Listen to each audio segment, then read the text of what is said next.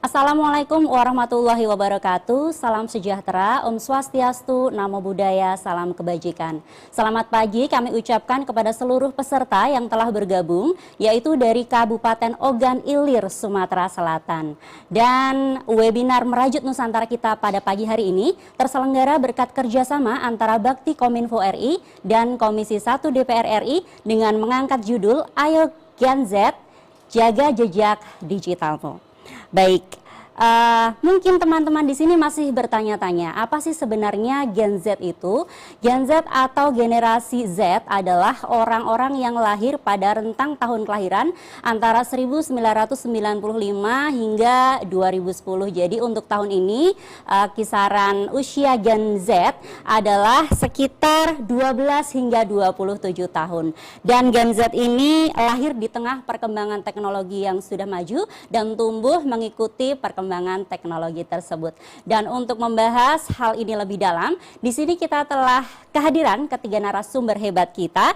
Yang pertama ada Bapak Haji Bobi Adityo Rizaldi, SEAK MBA CFE. Beliau adalah anggota Komisi 1 DPR RI. Selamat pagi Pak Bobi. Selamat pagi Mbak Tuning, Pak Freddy, Mbak Dela, Mas Siva. Baik, dan yang kedua ada Bapak Freddy Tulung, beliau adalah praktisi bidang kehumasan dan komunikasi publik. Selamat pagi Bapak Freddy. Selamat pagi Mbak Tuning, selamat pagi yang kami hormati Pak Bobi dan juga Mbak Dela sebagai narasumber dan tentunya para peserta webinar pagi hari ini. Salam sehat selalu. Baik, terima kasih Bapak Freddy. Dan yang ketiga ada Mbak Dela Oktarina. Beliau adalah pemuda berprestasi Sumsel 2021 dan peraih Kartini Millennial Award pada tahun 2020. Selamat pagi Mbak Dela, selamat bergabung. Halo, selamat pagi Mbak Tuning yang saya hormati. Selamat pagi juga untuk Pak Bobi Adityo, Pak Freddy, dan juga untuk seluruh teman-teman yang sudah bergabung dengan webinar kita hari ini. Semoga semua dalam keadaan sehat walafiat. Amin ya robbal alamin. Baik, untuk kesempatan yang pertama saya berikan saja kepada Bapak Haji Bobi Adityo Rizaldi, SEAK MBA CFE untuk memberikan paparannya. Gen Z, ayo jaga jejak digitalmu. Silakan Bapak Bobi.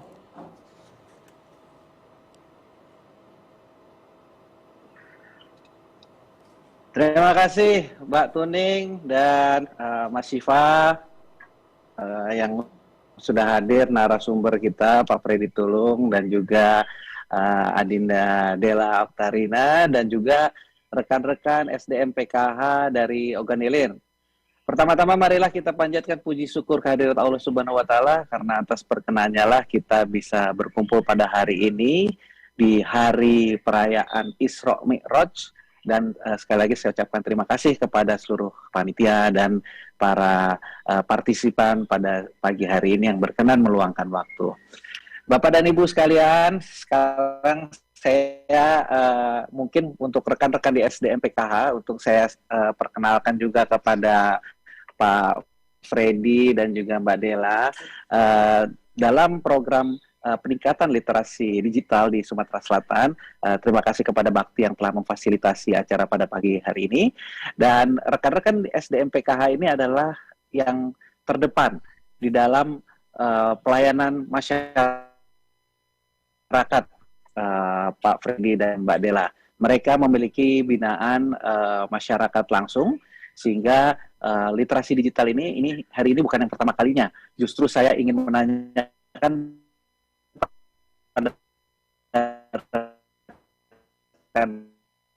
rekan SDMPK, apa kabar? Hadir Pak Wirya, rekan-rekan saya lihat tadi ada Mbak Feti juga dan yang lain. Wah, ini Adrian lagi keluar. Ini sudah berapa kali kita mengikuti sesi literasi digital. Kira-kira sudah berpartisipasi bagaimana terhadap bisnis ataupun sosial media atau apapun yang terhubung dengan online aplikasi. Jadi kami Pak Freddy dan Mbak Dela selalu berusaha memprovokasi dan juga mendorong rekan-rekan SDMPKH karena mereka adalah lokomotif di dalam pelayanan publik ini untuk menyebarkan apa yang kita akan lakukan pada hari ini bagaimana masyarakat di bidang yang sangat baru ini. Nah, ekonomi digital ini dimulai disrupsinya di akhir awal tahun 2020 karena ada pandemi dan merupakan salah satu sentra ekonomi baru, sehingga kami mengingatkan ini yang salah satu provinsi termakmur di Republik ini untuk banyak berpartisipasi di dalam ekonomi digital. Nah, kalau memang sekarang kita harusnya Mbak Tuding dan rekan-rekan panitia mungkin bukan Gen Z, Gen Y. Gen Z itu kan jadi paling tua umur 27 tahun. Rekan-rekan ini mungkin ada yang umurnya di atas 27 tahun, tapi itu tidak masalah. Jadi Pak Freddy, saya bisa dilihat dari bajunya, Pak. Kalau yang pakai batik itu pasti di atas, lebih tua dari Gen Z, Pak. Kalau misalkan yang udah Gen Z itu bajunya kotak-kotak, saya aja mencoba menyesuaikan. Nah, kalau milenial kayak Adinda Dela ini udah nggak mau lagi pakai kotak-kotak atau batik, Pak. Pasti bajunya polos. Nah, jadi dari baju aja udah kelihatan itu umurnya. Nah, oleh karenanya, apapun generasinya, selama kita akan berpartisipasi di dalam ekonomi digital, ada beberapa hal yang kita perlu jaga. Waktu dulu bagaimana kita ikut berpartisipasi dalam rentang supply chain ekonomi digital, apakah sebagai content creator, apakah sebagai penjualan online, apakah mengkontenkan diri sendiri, apakah sebagai enabler atau menyediakan platform bagi masyarakat. Nah, hari ini dulu juga sebelum topik jaga jejak digital ini ada bagaimana supaya kita terhindar dari kriminalisasi partisipasi online kita, atau ada undang-undang ITE. Nah, sekarang dalam topik jaga jejak digital, rekan-rekan sekalian, yang saya ingin sampaikan adalah apa sih jejak digital itu? Jejak digital ini, kalau dulu kan kita sempat berdiskusi mengenai hati-hati, jangan sampai kita terkena kriminalisasi atau pidana karena memposting hal-hal yang bertentangan dengan hukum. Nah, sekarang jejak digital itu boleh mungkin ditayangkan Mbak Tuning slide-nya, bahwa kumpulan jejak dari semua data digital, baik dokumen ataupun yang dapat disimpan di komputer maupun disimpan secara online.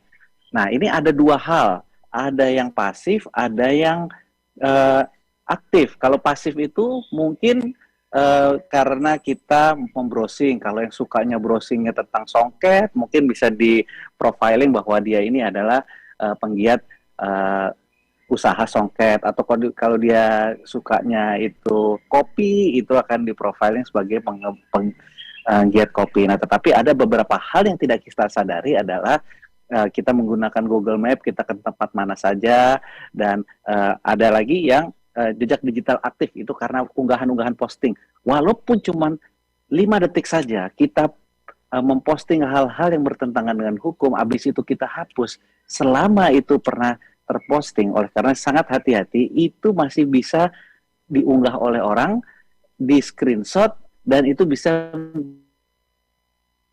jadikan hukum, yaitu jelas salima yang sah berdasarkan sepanjang informasi yang tercantum dapat ditampilkan, dijamin kebutuhannya, dan dapat dipertanggungjawabkan sehingga menerapkan suatu keadaan. Nah, ini yang berbahaya. Kalau di dalam KUHP itu sebenarnya sama. Misalkan ada namanya hate speech, pencemaran baik, atau konten pornografi, itu baik lisan atau tulisan itu sudah terkena hukum. Nah, di dalam Undang-Undang ITE ini, pasal 5 dan 6, kita sempat menampilkan walaupun itu hanya 1-5 detik, tapi ada yang melihat, itu pun sudah dianggap jejak digital dan merupakan bukti hukum yang sah. Lanjut, oleh karenanya, bahayanya jejak digital adalah, pertama, akses data pribadi rekan-rekan sekalian. Walaupun hanya untuk lucu-lucuan, menampilkan nggak data KTP atau data diri itu sangat-sangat tidak dianjurkan karena rentan untuk dicuri. Lantas mengenai doxing dan framing, pencemaran nama baik yang misalkan ngambil unggahan sepotong-sepotong lantas diperbandingkan atau misalkan dibully, atau walaupun niatnya itu lucu-lucuan, tetapi kalau itu sudah masuk ke ranah pelanggaran privasi orang, perbuatan tidak menyenangkan atau pencemaran nama baik, itu adalah salah satu tindak pidana juga. Dan yang paling utama adalah pencurian data pribadi kita. Itu tadi, jangan sampai ada pencurian rekening atau transaksi ilegal menggunakan data identitas kita. Nah, kalau contohnya misalkan ada unggahan mengenai kartu keluarga, karena rekan-rekan SDM PKH ini kan membawa data pribadi dari para KPM-nya. Jangan sampai data ini nanti bocor, digunakan orang, digunakan untuk meminta kredit atau membuat kartu kredit. Nah, nanti salahkan adalah rekan-rekan SDM PKH. Ini ya, karena kalau suatu institusi atau suatu kelompok atau sesuatu individu yang memegang data maksimal 5.000 data, itu sudah masuk dalam objek undang-undang data pribadi. Itu yang baru akan dibikin. Tapi misalkan di dalam konteks undang-undang ITE, itu sudah dianggap satu hal yang sudah diatur di dalam ranah hukum. Nah, rekan-rekan sekalian yang SDM PKH ini adalah menghimpun data itu di atas puluhan ribu data-data KPM. Jadi mohon hati-hati, jangan sampai ada tercecer ataupun bisa diakses. Apapun itu alasannya, itu adalah bisa menjadi objek tindak pidana. Lanjut. Salah satu ancaman terbesarnya kalau untuk rekan-rekan muda, mungkin nanti teman-teman SDM bisa menyampaikan bahwa jangan sampai ada salah-salah posting sekecil apapun itu. Misalkan menjual barang ternyata barangnya fiktif, atau sudah menjual barang barangnya tidak dikirim. Itu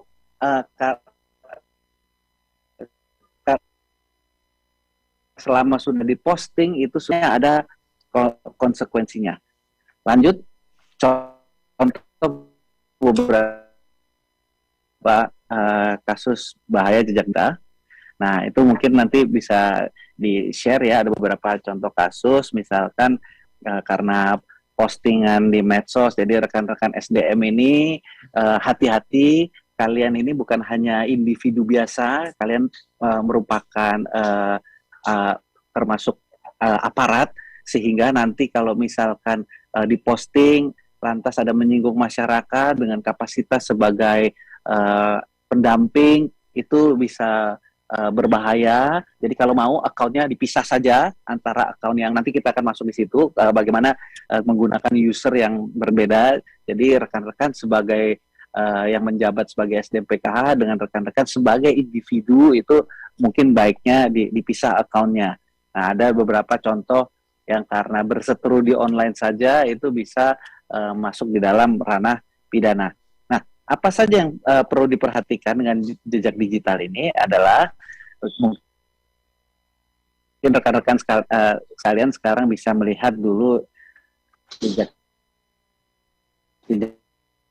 digitalnya. Kalau tidak bisa dihapus, banyak-banyak memposting yang baru sehingga itu tidak ada, kalau misalkan ditampilkan itu langsung masuk di dalam kategori searching yang paling atas. Dan sebagai tindakan preventif adalah bijaklah untuk sebelum menulis dan juga untuk memposting.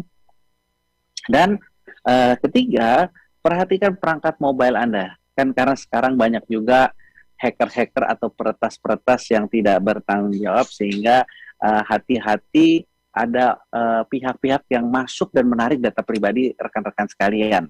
Nah, ini memang menjadi satu hal yang tantangan tersendiri, karena di satu pihak harus sering-sering ngecek kita, tapi kalau misalkan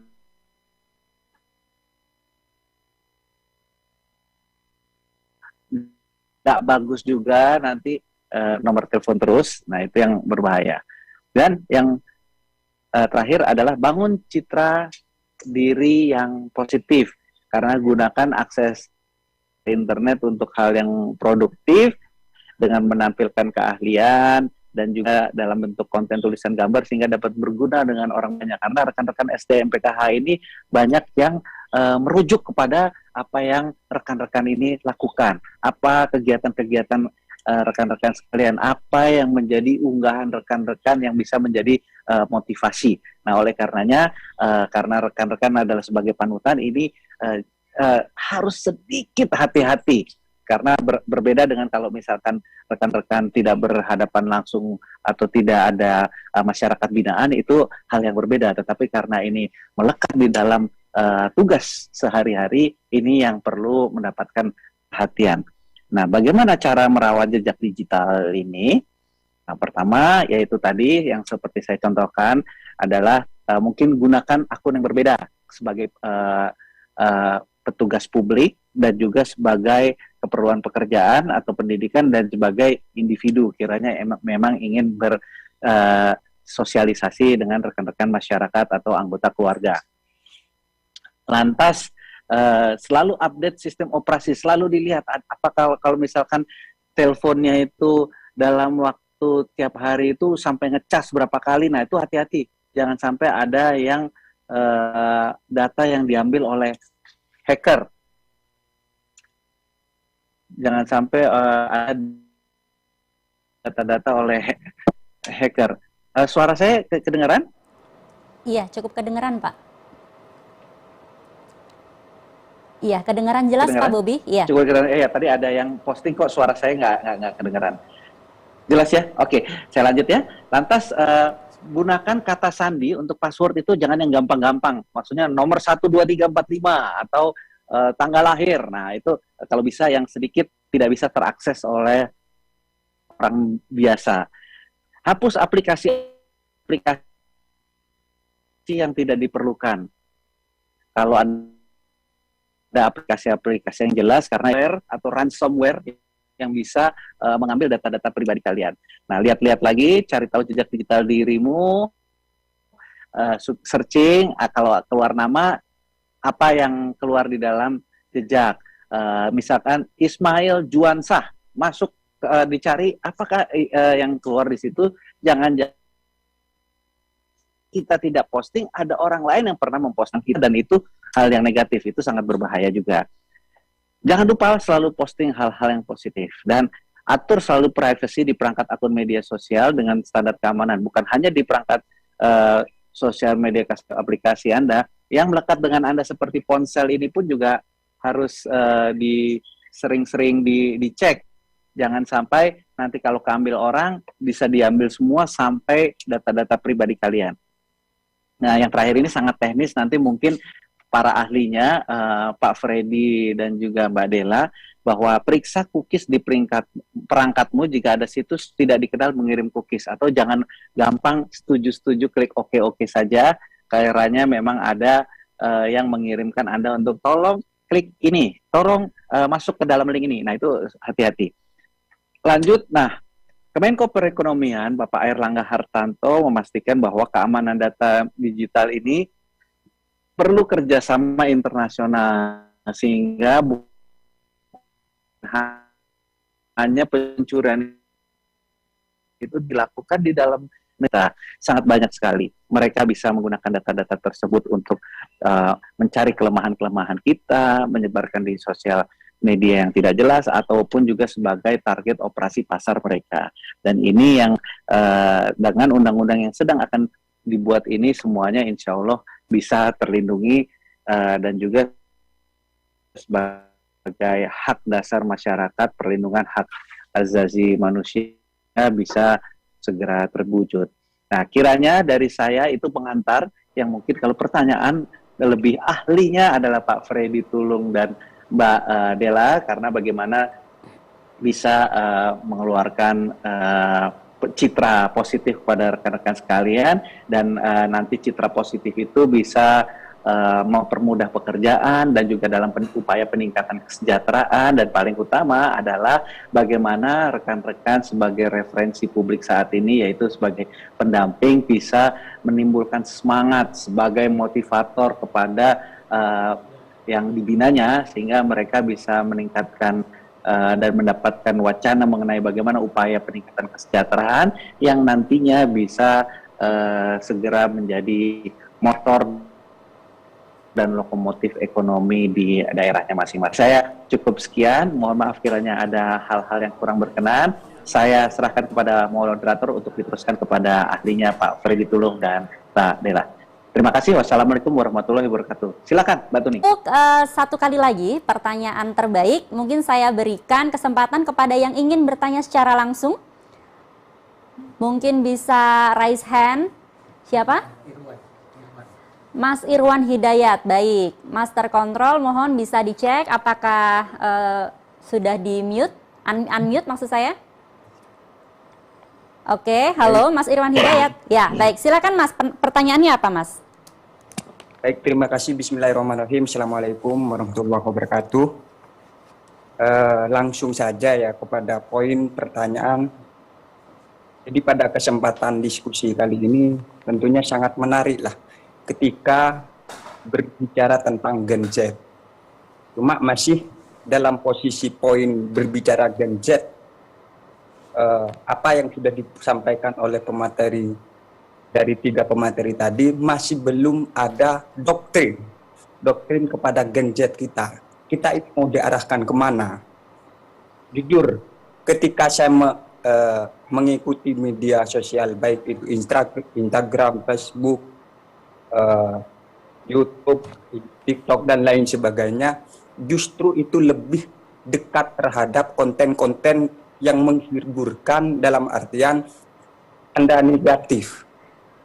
Nah, bagaimana selaku yang pegang sistem, baik Pak Freddy dan juga Pak Bobby, untuk bisa mendoktrin kepada hal-hal yang positif sifatnya intelektual? Karena saya sebagai pelaku konten kreator YouTuber juga, sebagai podcaster juga, ini justru yang menonton cuma hanya 40 gitu. Dibandingkan dengan mereka yang hanya menghibur, sifatnya apalah istilahnya yang enggak bermanfaat istilahnya. Nah, gimana cara-cara inilah membranding hal-hal yang positif seperti yang berwawasan intelektual? Karena kenapa? Kalau Gen Z ini hanya dilakukan untuk di-brand ke arah yang hanya menghiburkan tapi tidak ada substansi, ini kan bahaya untuk masa depan Indonesia. Kira-kira begitu. Terima kasih. Baik, terima kasih Mas Irwan Hidayat selaku content creator gitu ya. Jadi Mas Irwan ini sangat menyayangkan apa yang dia posting gitu, yang menurut beliau itu positif. Kenapa pemirsanya tuh hanya sedikit, kadang-kadang hanya 40 orang. Sementara orang yang di luaran sana memposting sesuatu yang menurut Mas Irwan itu negatif, kenapa malah jutaan gitu lah ya.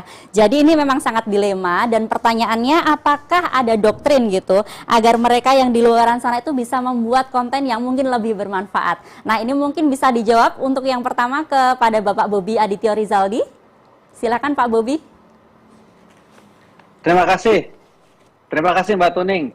Ini mungkin saya bukan pakarnya sosmed ya, tetapi kalau kita lihat soal substansi konten itu, apapun itu seperti kita masak makanan.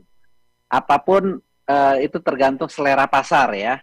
Apa yang menarik atau yang tidak itu pasar yang lebih paham daripada saya, dan juga mungkin teman-teman juga perlu menemukan apa yang pasar inginkan. Tetapi yang pasti dari infrastruktur konten, kalau yang saya lihat dari yang ngetop itu Raffi Ahmad, ada yang lain, ada yang Fuji atau yang lain, utamanya kalau mereka itu kontennya itu sangat konstan, minimal 2 konten sehari. Nah, itu yang kadang-kadang kalau yang sulit ya, apapun itu bentuk kontennya, rata-rata mereka itu membanjiri infrastruktur di platform itu dengan 2 konten per hari. Nah, 2 konten per hari yang dengan berbeda-beda topik, itulah yang saya rasa salah satu tantangannya. Kalau saya lihat yang sampai 1 juta viewer. Di tempat saya itu ada 2 rekan saya yang termasuk YouTuber sukses, yaitu Pak Bambang Susatyo dan Pak Deddy Mulyadi. Itu sehari itu minimal itu 2, bisa 3, bisa 4, bisa 5, tapi tidak pernah kurang dari 2 per konten setiap hari konstan. Nah, inilah yang mungkin bisa sedikit menjawab dari Pak Irwan. Baik, terima kasih Pak Bobi. Jadi kalau jawaban dari Pak Bobi tadi tentang continuity gitu ya, jadi harus konsisten gitu. Kalau posting ya jangan on off atau ya sesuka hati gitu ya, kayaknya memang bakal banyak pemirsa yang nggak mau lihat gitu ya. Baik, untuk mungkin bisa melengkapi jawaban dari Pak Bobi kepada Bapak Freddy, saya persilakan. Terima kasih Mbak Tuning. Ini pertanyaannya prinsipil ya, cuman dia menggunakan bahasa atau penggunaan kata yang cukup ini, karena bicaranya doktrin gitu ya. Generasi sekarang itu kalau dikasih doktrin dia bingung malah. Jadi kalau tadi Pak Bobi melihatnya dari aspek continuity, saya melihatnya dari aspek maturity. Kok bangsa kita saat ini, terutama generasi Z ya, itu kalau dikasih bahasa-bahasa berat ya, doktrin seperti begitu, mungkin pusing deh. Nomor 1 dia lari. Itu adalah bagian dari proses edukasi sebenarnya. Jadi di dalam konteks itu ya saya mohon maaf kalau saya melihat indeks intellectuality kita ya memang belum tinggi-tinggi amat. Ya percaya ini ada yang namanya indeks civility ya. Jadi indeks kesantunan. Indeks kesantunan berkomunikasi kita itu relatif masih di kategori sedang. Ya. Artinya apa? Artinya bahkan ya tahun ini sedikit turun gitu. Kenapa turun? Karena didominasi oleh yang namanya fraud, oleh hoax, oleh discrimination. Nah, itu masih cukup banyak dan itu membutuhkan proses maturity tadi gitu. Nah, oleh karena itu kehadiran seperti Mbak Della dan teman-temannya ini menjadi penting untuk menghias ruang publik kita dengan konten-konten yang jauh lebih banyak. Ini penting sebagai bagian dari edukasi gitu, karena kadang-kadang ya mohon maaf, gaptek itu kan fakta ya. Nah pada saat dia kemudian membuka-buka konten-konten yang ada, dia masuk ke website, kebetulan dapatnya website yang negatif.